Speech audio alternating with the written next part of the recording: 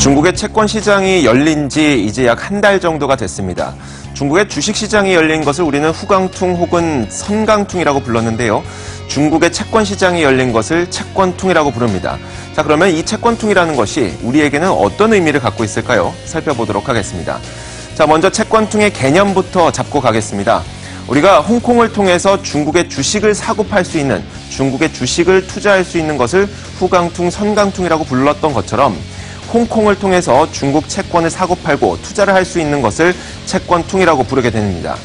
자, 이 채권퉁이 시행이 되면서 중국 내에서 유통되고 있는 중국의 국채뿐만 아니라 중국 기업들의 회사채, 중국 은행들의 금융채, 이런 거의 모든 채권에, 중국의 거의 모든 채권에 투자가 가능해지게 된 것입니다.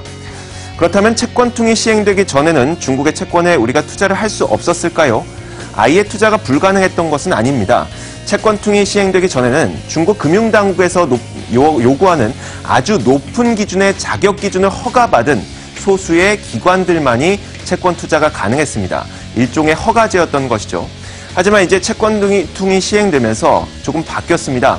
홍콩에서는요, 채권 거래를 하는 은행이 있는데 이 은행의 계좌를 개설하기만 하면 어느 누구나 이 중국의 채권을 사고 파는 거래가 가능해진 겁니다. 중국의 채권 투자가 아주 수월해졌다는 긍정적인 의미를 갖고 있는 것이죠. 게다가 중국의 채권은 우리나라 채권보다 보통 더 많은 금리를 쳐주게 됩니다. 만약에 대한민국 5년물 국채를 사게 되면 1.93%의 이자를 쳐주는데요. 중국의 5년물 국채를 사게 되면 3.56%의 이자를 주게 됩니다. 한눈에 보더라도 중국 국채를 사면 약 1.63%의 수익을 더 많이 얻어갈 수가 있으니까 중국 국채에 사는 것이 더 낫겠다라고 판단을 할 수가 있겠죠. 자, 그러면 너무나도 당연히 중국 국채를 사는 것이 더 낫지 않겠습니까? 라고 얘기를 하겠지만 실상 이 채권퉁, 그러니까 중국 국채의 매력은 아직까지는 그렇게 크지 않습니다. 개인적으로 봤을 때, 개인 투자자의 입장으로 봤을 때 홍콩 채권, 홍콩 거래소를 통해, 홍콩에 있는 은행을 통해서 내가 중국 국채를 직접 살 수 있을 것으로 착각할 수도 있겠지만 현실적으로는 불가능합니다. 홍콩에 있는 채권 거래 은행에서 계좌를 개설하기만 하면 누구나 채권 거래가 가능하다고 얘기했지만 그 계좌를 개설하는 요건을 보면 중장기 기관 투자가라고 명시가 되어 있습니다. 그러니까 개인 투자자는 이 계좌 개설 자체가 불가능하고요. 결국 중국 채권을 직접 투자하는 것은 불가능하다는 것을 의미합니다.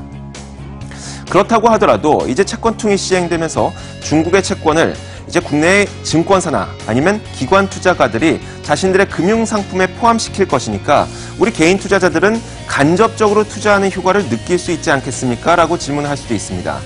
하지만 이것도 사실 실상은 좀 다릅니다. 여전히 국내 증권사들과 기관 투자가들은 중국의 채권에 투자하는 것이 지금 이득인지 아닌지 계산기를 열심히 두들겨 보고 있다고 합니다. 그 이유는 이런데요. 해외 채권에 투자할 때 가장 중요한 변수는 환율 변수입니다. 예를 들어서 중국에서 채권 가운데 5%의 이자를 주는 채권이 있다고 가정을 했을 때 이 채권을 사게 되면 당연히 5% 수익을 얻을 수 있을 것 같지만 만약에 위안화의 가치가 6% 하락해버리게 된다면 여기에서 투자자는 환손실을 입게 됩니다.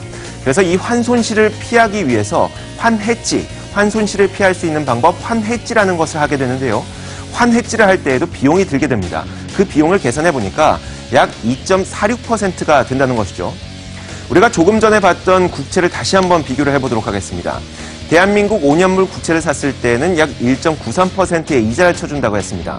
그런데 중국의 5년물 국채를 사면 3.56%의 이자를 쳐주는 것은 맞는데 환손실을 피하기 위해서 환헤지를 했더니 환헤지 비용이 약 2.46%가 들더라. 결국 중국의 5년물 국채에 투자했더니 수익률이 1.1%밖에 안 되더라 라고 지금은 계산이 나오고 있는 것이죠. 결국 대한민국 국채의 1.93%보다 중국 국채의 1.1% 수익률, 별로 수익률이 좋지 못하다고 지금은 판단을 내리고 있는 것이죠.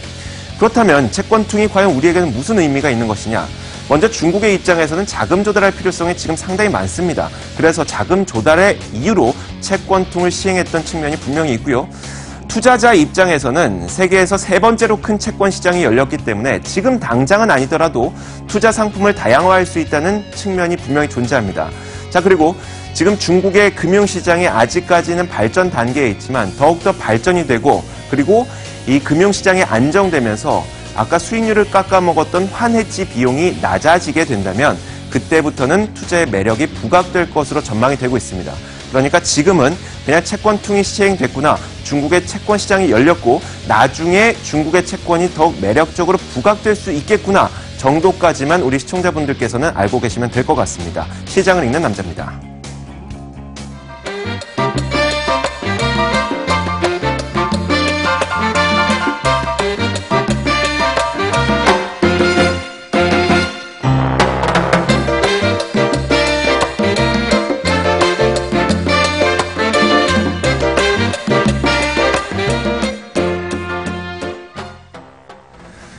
자, 오늘 저희 경제 시사 토크 사이다 시간이 준비한 것도 여기까지입니다. 저희는 여기서 인사드리도록 하겠고요. 내일 오전 11시에 찾아뵙겠습니다. 시청해주신 여러분 고맙습니다.